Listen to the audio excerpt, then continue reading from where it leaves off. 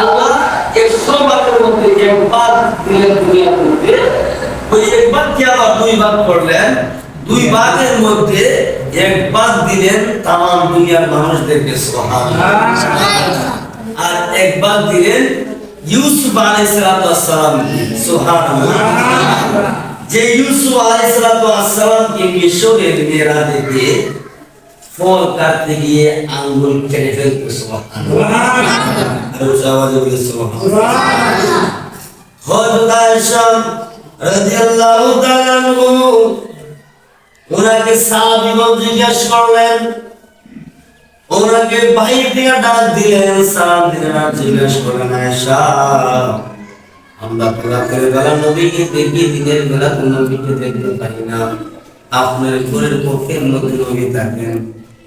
হে আয়েশা, আমার নবী কত সৌন্দর্য, আমার নবী কত সুন্দর, আয়েশা তুমি একটু যদি বলতা আমার মনটা ভরে যেত।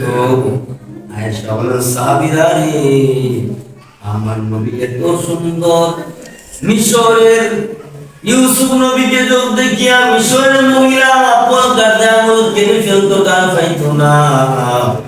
আর ওই মসজিদের মধ্যে যদি আমার রাহমাত আলামিন থাকতেন, তাহলে তারা কোন না কলিজা কাটিয়া টুকরা টুকরা করিয়া ফেলতো, আর ফলে মিশরের মেয়েরা তার পাইতো না, সুবহানাল্লাহ।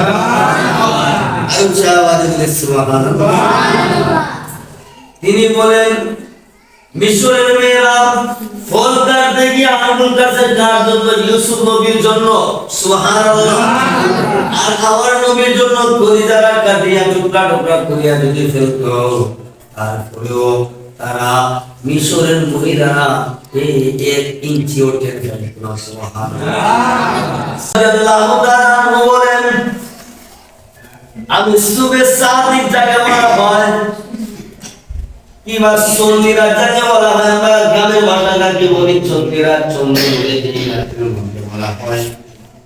যে রাতের মধ্যে তাকাইলে মানুষ দেখা যায়, দিনের মধ্যে দেখা যায়, ওই রাতের মধ্যে আমি আল্লাহ পাক রব্বুল আলামিন হাবিবকে নিয়ে হাঁটতেছি হাঁটতেছি হাঁটতেছি, এই দিকে আমি রাসূলকে নিয়ে যাই, সেই দিকে যেন তাকা চলে আসে, সুবহানাল্লাহ।